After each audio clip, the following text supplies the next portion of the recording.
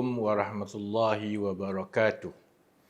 Bersempena dengan sambutan Aidilfitri tahun ini, setelah dipersetujui bahawa sebagai seorang ahli politik, saya wajar membuat ucapan raya kepada rakyat Malaysia, maka dengan ini diumumkan ucapan raya saya tahun ini jatuh pada hari raya tahun ini seperti begini.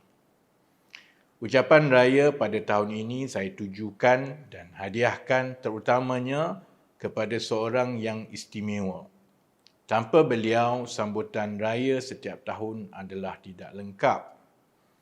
Insan itu tidak lain dan tidak bukan bernama Tan Sri Datuk Seri Syed Daniel bin Syed Ahmad, penyimpan Mohon Besar Raja-Raja yang diberi amanah untuk mengumumkan tarikh raya setiap tahun. Saya bertuah kerana mengenali Tan Sri Syed Daniel sejak umur awal 20-an, semasa kami sering bertukar-tukar email walaupun umur kami adalah berbeza sebanyak 33 tahun.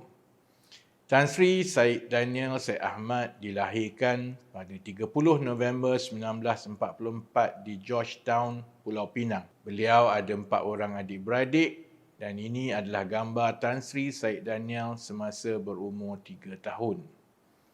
Beliau mendapat pendidikan awal di Sekolah Melayu Kelawai sebelum melanjutkan pengajian ke Kolej Melayu Kuala Kangsar dan keluar MCKK tahun 1961. Seterusnya, Tan Sri Syed Daniel melanjutkan pengajian ke Universiti Malaya hingga menerima ijazah dalam tahun 1967.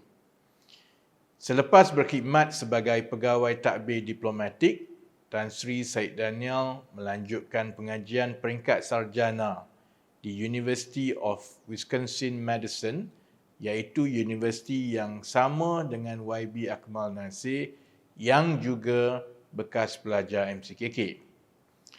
Jawatan awal Tan Sri Syed Daniel sebagai PTD adalah di Jabatan Perdana Menteri dan beliau adalah antara pegawai awal yang menyertai Majlis Muhibbah Negara atau MMN yang ditubuhkan selepas peristiwa 13 Mei 1969 untuk membina perpaduan dari peringkat akar umbi.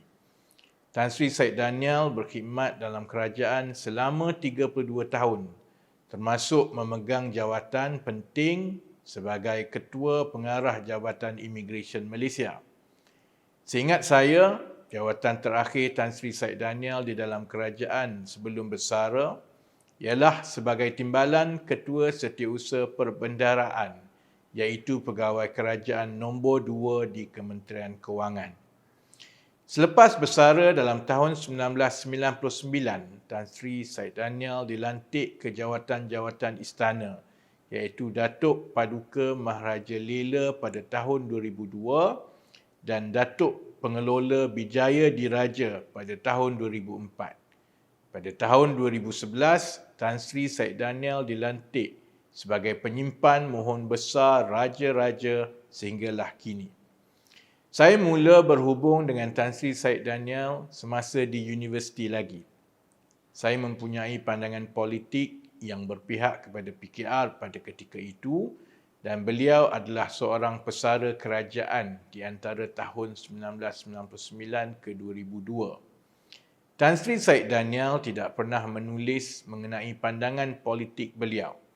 Sepanjang tahun-tahun itu, beliau adalah antara yang paling neutral dari semua yang neutral.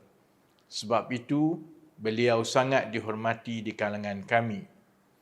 Ada beberapa perkara yang menyebabkan saya mengagumi Tan Sri Syed Daniel dan menulis email kepada beliau dari UK walaupun kami berbeza 33 tahun. Pertama, pengetahuan beliau mengenai sejarah yang cukup mendalam. Beliau seorang ahli sejarah yang cukup saya kagumi. Kedua, beliau juga seorang pelajar yang nakal di MCKK dahulu, menurut kata beliau. Di MCKK, pelajar yang nakal akan dikenakan kelas tahanan ataupun detention class atau DC. Tan Sri Syed Daniel pernah memberitahu kami bahawa di dalam batchnya dialah Raja DC. Semasa saya di sekolah, saya juga minat sejarah dan bukanlah di kalangan budak-budak yang paling baik. Jadi ada persamaan di antara saya dengan Tan Sri Syed Daniel. Apabila saya pulang ke Malaysia, saya tidak lagi ada banyak masa untuk menulis email. Jadi hubungan email kami semakin berkurang. Pada tahun 2010, Tan Sri Syed Daniel menulis email kepada saya bertanyakan sama ada saya telah mula mengumpulkan penulisan oleh arwah Adlan Benan bin Umar, seorang lagi tokoh sejarah lulusan University of Cambridge yang juga menjadi kenalan kami bersama. Tahun 2019, selepas PH menang dan saya tidak lagi berada di dalam politik, Tan Sri Syed Daniel menulis email dengan doa kepada saya.